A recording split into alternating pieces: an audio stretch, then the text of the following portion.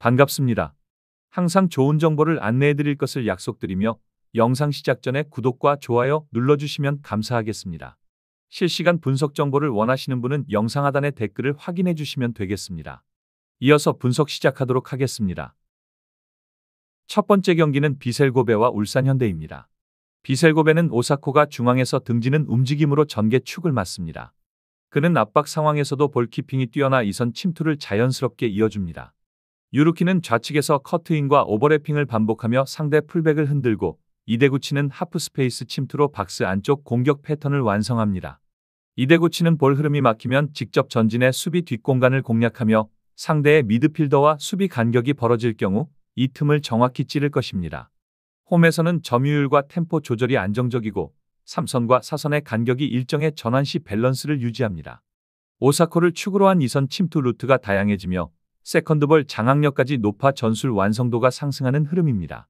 울산현대는 말컹이 제공권에서 강점을 보이지만 활동 반경이 좁아 전방 압박의 연속성이 떨어집니다. 이청용은 중원 전개의 방향 전환을 이끌지만 체력 저하 시 전환 속도가 둔해집니다. 보야니치는 빌드업 시 넓은 시야를 보유하나 수비와 미드필더 간격이 벌어질 때 커버 범위가 부족합니다. 이로 인해 미드라인 뒷공간이 크게 열리며 하프스페이스 침투형 자원에게 취약한 구조를 드러냅니다. 특히 이대구치나 유루키 같은 타입에게 결정적인 슈팅 루트를 내줄 가능성이 높습니다. 측면 압박 후 백업 커버가 늦어 세컨드 찬스를 허용하는 빈도가 많고 수비 블록 전환이 늦어 중앙 침투 차단이 어렵습니다. 결국 체력 부담과 간격 관리의 불안이 겹치면 후반으로 갈수록 박스 안 집중력이 무너질 위험이 큽니다. 결론을 말씀드리자면 이 경기는 공간 점유와 하프스페이스 활용 능력이 승부를 좌우할 흐름입니다. 비셀고베는 이대구치와 유루키를 축으로 삼아 울산현대에 벌어진 3선 간격을 집중적으로 파고들 가능성이 높습니다. 오사코는 등지는 움직임으로 전개 시간을 확보하며 이 사이에 하프스페이스 침투가 이어지면 결정적인 찬스가 만들어집니다.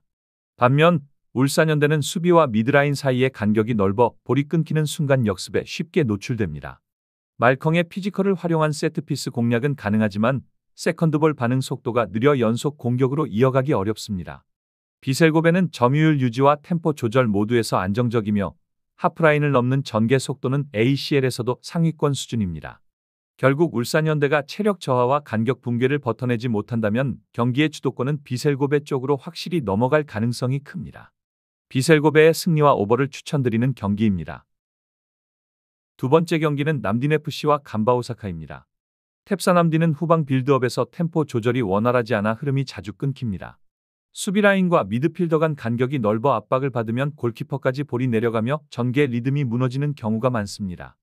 카이사르는 넓은 시야로 패스를 전개하지만 압박 상황에서 순간적인 탈압박 능력이 부족하고 브레너는 돌파 의욕은 높으나 라인 유지가 불안정해 전방에서 고립되는 장면이 잦습니다.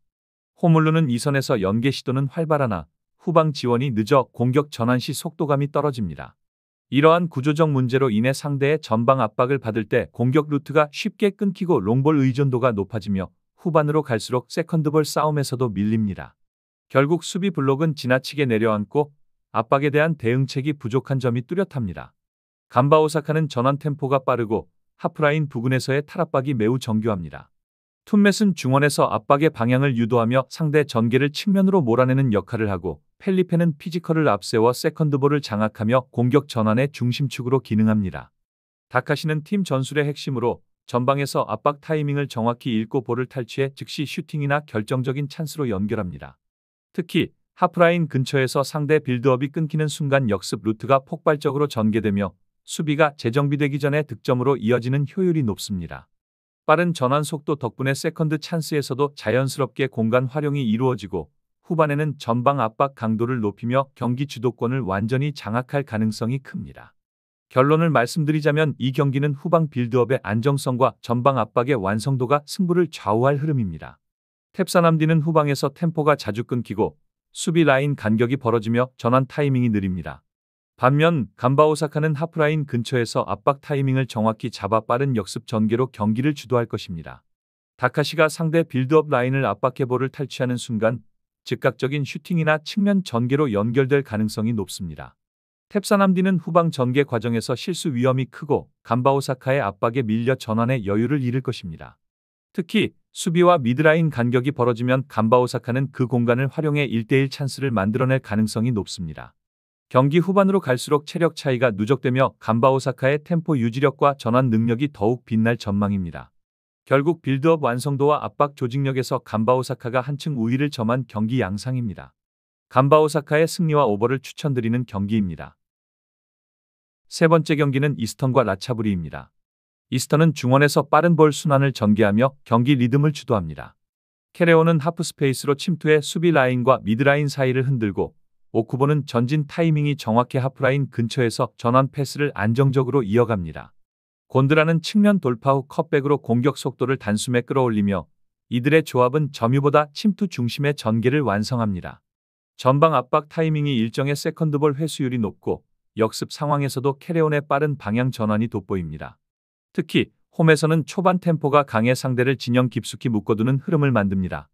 이번 경기에서도 하프 스페이스 활용이 승부의 핵심 변수가 될 전망입니다. 라차브리는 수비 시 라인을 깊게 내리지만 하프 스페이스 커버가 느슨해 측면과 중원 간격이 자주 벌어집니다.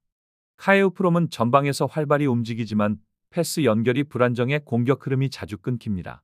데니 주니어는 피지컬이 강하나 세컨드 반응이 늦어 결정적 순간 집중력이 떨어지고 쉔치타워는 측면 수비 지원이 늦어 라인이 한쪽으로 쏠리는 문제가 있습니다. 이런 구조적 불안으로 상대의 컷백 공격에 자주 실점하며 원정에서는 라인을 올리지 못해 점유권을 내주는 경향이 큽니다. 결국 후반으로 갈수록 수비 집중력이 떨어지는 것이 가장 큰 약점입니다. 결론을 말씀드리자면 이 경기는 하프 스페이스 점유와 컷백 완성도가 승부의 핵심입니다. 이스턴 SC는 캐레온을 중심으로 하프 스페이스를 지속적으로 공략하며 리듬을 만들고 오쿠보가 중원에서 빠른 방향 전환으로 라차브리의 수비 간격을 넓힙니다. 곤드라가 측면에서 컷백 타이밍을 잡는 순간 라차브리의 수비 라인은 정돈되지 못하며 전환 속도 차이로 인해 수비 커버가 뒤엉킬 가능성이 큽니다. 세컨드 지역에서의 반응 속도도 이스턴 SC가 앞서 있어 경기 주도권은 점차 홈팀으로 넘어갈 전망입니다. 후반에는 라차브리의 체력 저하와 공간 노출이 두드러지며 이스턴 SC의 전환 속도와 공간 활용 능력이 흐름을 완전히 지배할 것으로 보입니다. 이스턴 SC의 승리와 오버를 추천드리는 경기입니다. 다음 경기 분석 전에 여러분들께 안내 말씀드립니다. 저의 영상에 댓글을 눌러보시면 영어가 있습니다.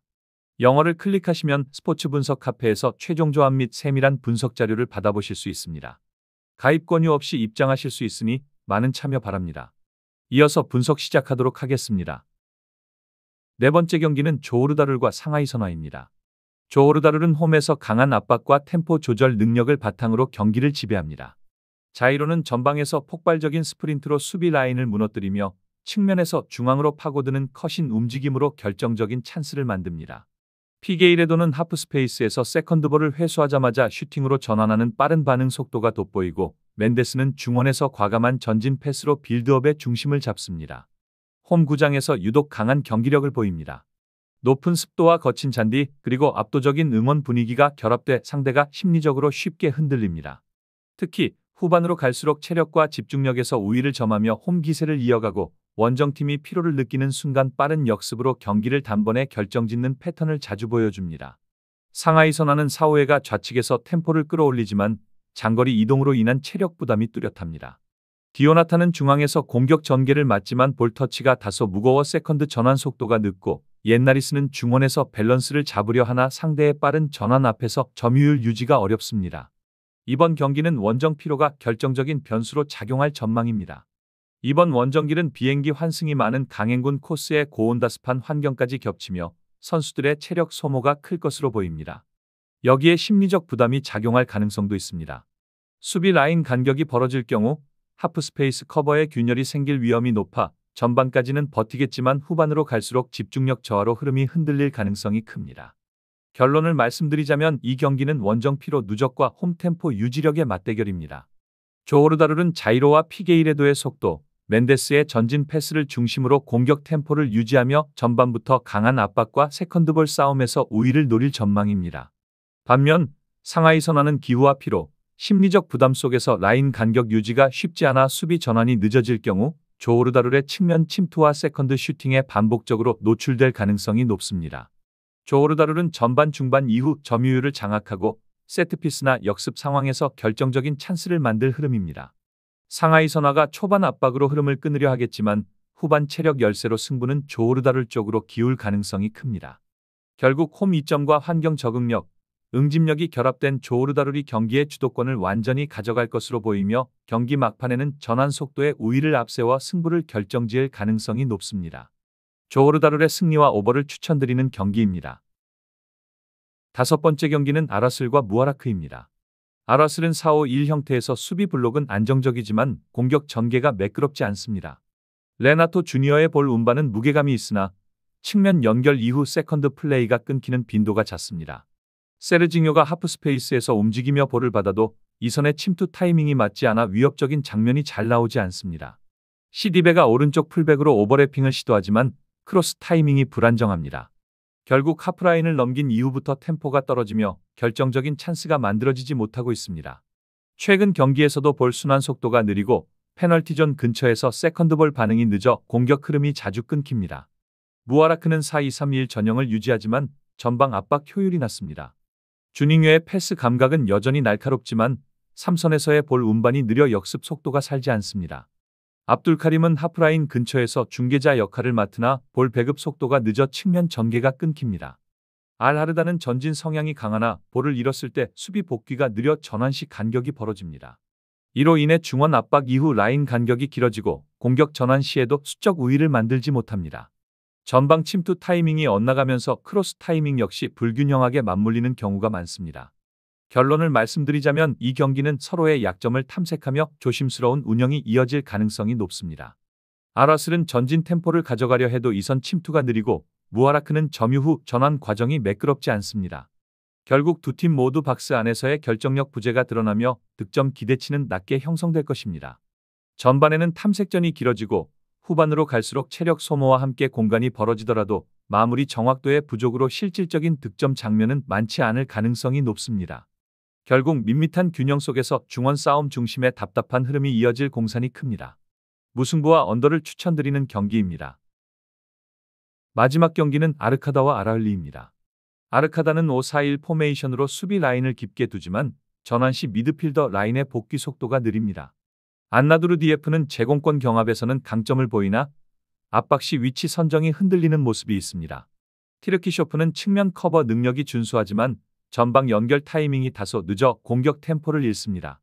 베크나자로프는 중원에서 볼 간수 능력은 있으나 세컨드 지역에서 주도권을 유지하지 못합니다.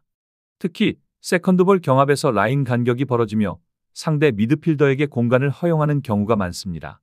수비 블록은 촘촘하지만 압박 타이밍이 늦어 하프스페이스가 쉽게 열리는 장면이 반복됩니다. 또한 역습 전환 시 전방 침투 타이밍이 맞지 않아 공격 연결 효율도 떨어집니다. 전체적으로 수비 밀도는 높지만 전환 속도와 세컨드볼 대응에서 한계를 드러내는 팀입니다. 아라흘리는 4-1-4-1 포메이션으로 조직적인 압박과 빠른 전환을 동시에 수행하는 완성형 구조입니다. 드락슬러는 중앙과 측면을 오가며 공격 루트를 다양하게 전개하고 하프스페이스에서 찬스를 창출합니다. 에릭 에스포시토는 세컨드 지역 장악력이 뛰어나며 상대 미드필더가 자리를 잡기 전에 빠른 슈팅 각을 만듭니다. 그는 박스 앞에서의 유효 슈팅 비율이 높고 순간적인 방향 전환으로 수비 간격을 무너뜨리는 능력이 탁월합니다. 블랍은 중원에서 압박 회피 능력이 좋아 상대의 압박을 한 번에 무력화시키는 패스 타이밍을 보여줍니다. 아라흘리는 전술 완성도가 높을 뿐 아니라 교체 전력 또한 수준급이라 경기 후반에도 템포 유지가 가능합니다. 특히 공격 전환 시 좌우 전환이 빠르고 라인 간격이 짧아 세컨드 찬스 활용률이 높습니다. 결국 에릭 에스포시토의 중원 장악과 드락슬러의 전방 패스 타이밍이 경기의 흐름을 주도할 가능성이 높습니다. 결론을 말씀드리자면 아르카다는 수비 집중력은 높지만 전환 과정에서 중원이 무너지는 장면이 자주 발생합니다. 반면 아라흘리는 미드필더 라인의 활동폭이 넓고 빠른 볼 순환으로 하프스페이스를 선점합니다. 에릭 에스포시토가 세컨드 지역을 점령한다면 박스 앞에서 유효 슈팅 각을 만드는 장면이 늘어날 것입니다. 아르카다는 역습 상황에서 전방 침투 타이밍이 맞지 않아 결정적인 장면을 만들기 어렵고 아라흘리는 이런 허점을 이용해 점유율을 높이며 공격 템포를 일정하게 유지할 수 있습니다. 특히 교체 카드에서 전력 차이가 명확합니다. 후반 교체로 투입되는 자원들의 전환 속도와 압박 강도가 유지된다면 아라흘리는 경기 후반에도 주도권을 잃지 않을 가능성이 높습니다. 전술 완성도와 체력 관리, 교체 효율 모두에서 아라흘리가 앞섭니다. 아라흘리의 승리와 오버를 추천드리는 경기입니다. 추가적인 조합을 원하신다면 구독과 좋아요를 눌러주시면 감사하겠습니다. 더 다양한 경기에 대한 세부적인 분석과 결과가 궁금하시다면 영상 하단의 댓글을 확인해 주시면 되겠습니다. 프로토가 처음이신 분들 혹은 프로토를 좋아하는데 적중률이 낮으신 분들께서는 유튜브에 계시는 여러 명의 전문가들의 영상을 시청하면서 도움을 받아서 수익률을 극대화하시는 것도 괜찮은 방법입니다. 프로토는 단지 운으로 하는 게임이 절대 아닙니다. 모든 분야의 전문가들이 존재하듯 프로토 분명 전문가들이 존재합니다. 경기 시작 전에 다양한 분석 자료 확인은 필수이며 가장 중요한 정보력이 수익의 80% 이상 지분을 차지하고 있습니다. 수익을 원하시는 분들은 이상한 곳에 가입비 내고 가입하지 마시고 유튜브에서 여러 가지 영상을 찾아보신 뒤에 해당 영상 등을 참고하여 베팅하시는 걸 추천드립니다. 오늘도 영상을 시청해 주셔서 감사드리며 행복한 하루 되시길 바랍니다.